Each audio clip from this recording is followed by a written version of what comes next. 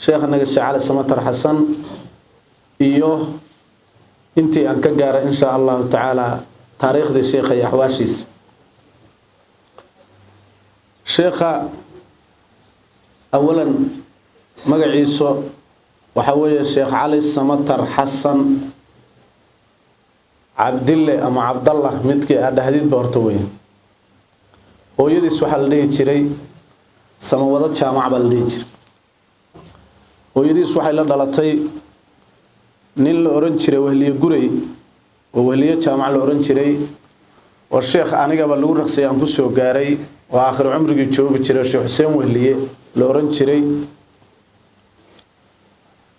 شيخاس أبيه بالشيخ أبتوها قرابينا هاي الشيخ لبدو دو قرابي هاي شيخ الله الرحمة أبيهس وحا تاريخ دي وسو غارتي إلا الدلي وقعن بنا آدم وصوصدي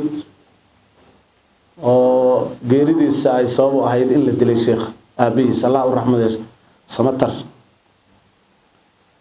شيخ مركا أبيهس نساسوها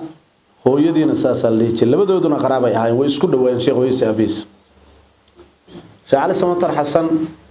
wuxuu ku dhashay magaalada xarar dheer la yiraahdo oo gobolada dhexe ku taala taariikhdu markay ahayd 1311 hijriyada nabiga kaleey salaatu wasalaam markii laga joogay ka bacdi sheekha iyo qoyskoodu waxay u guureen magaalada Hobyo meeshaas uu sheekhu wuxuu ku dhigtay quraanka kariimka halka ku dhigtay wuxuuna quraanka xifdigiisu u dhamaaday 14 sano asagoo jira ولادة الشيخ في حرر دير أرضنا تربى بهبيا في تعلم والهنا بويري الشيخ عبد الرحمن عمر العلي وقال الله يا شيخ إنه هلكا كل شيء كبعد إنه هبيا كبر باري قرآن كان وكلفت ونقصد بالقرآن فاز بحفظه ب14 من سنين للشيخنا به وحير وحان وجه ذا بويري الشيخ قرآن كريم كأيوح كحفظه وكبرتي magaalada Hobyo asagoo 14 sano jirana waa uu xifdiyay markuu quraanka xifdiyay wuxuu aaday sheekhu magaalada Muqdisho ayuu aaday ka bacdi waa ka gudbo marka ayuu tagay markii uu aaday sheekhu asagoo culumta raba inuu soo barto ayuu halkaas u soo aaday marka wuxuu kula kulmay sheekhiisii koobaad oo la kulmo waa Sheekh Abikar Khadiib Nuur Sheekh Abikar Khadiib Nuur wuxuu ka qaatay funuunta culumta laga bilaabo oo sigaar kutubta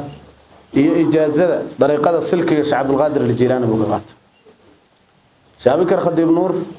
intaas oo sheekhu ka qaatay markuu intaas uu ka qaatay waa uu laabtay Sheekh Cali Samatar wuxuu ku laabtay Muqdishona wuxuu kula kulmay mashaayikh badan laakiin asal uu ahaa ama ugu weynaa xagga fiqhiga شيخ محي الدين معلم مكرم